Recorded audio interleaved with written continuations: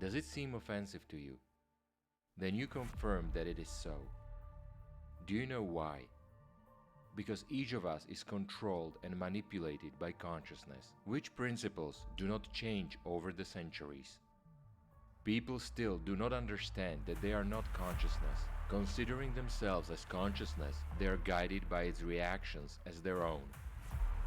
Consequently, those who will learn to manipulate people's consciousness will control them, but at the same time, they themselves will be in bondage of their consciousness, controlling a human being with capturing attention, and his attention is attracted by a picture through an emotional reaction. This very technology was used by the Sumerians as far as back as 6,000 years ago. Special pieces of work were created, imposing a consumerist worldview on people's minds. The texts were designed to be easily memorized and perceived by primary consciousness, meaning for the level of perception of a 6-year-old child. These texts were addressed precisely to the listeners, not to the reflective readers, in order to arouse collective emotions.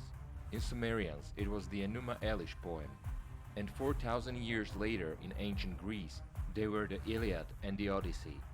The listener was assumed to know the backstory, so the emphasis was made precisely on evoking an emotional state in people. Homeric hymns containing appeals to various gods were used as an introduction to such recitations.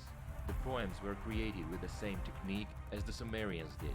It means that having a quick emotional recitation, just as the perception of music, all the attention of audience is fixed on the plot and its development, a kind of ancient rap-rock concert. The result is a state of collective excitement of the animal nature of the audience.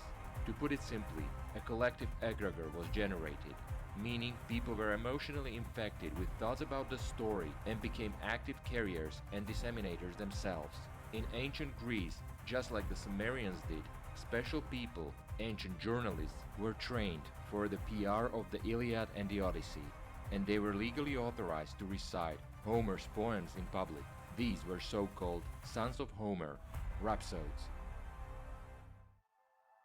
At the end of the 19th, the beginning of the 20th century, radio, telegraph, cinema, television rushed into people's lives. New tools of manipulation of human consciousness appeared. Most successful at the time were the representatives of the Third Reich.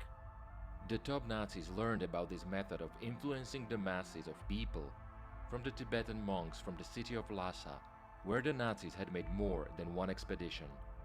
The portable video cameras which the Tibetans presented to the children of the top Nazis to film what was going on around them were a miracle at that time. After all, video cameras of such a small size appeared relatively recently. Where did the representatives of Lhasa get such high-tech toys? And why were they interested in the fact that the occult top of the Third Reich had such influence on the masses using modern technologies?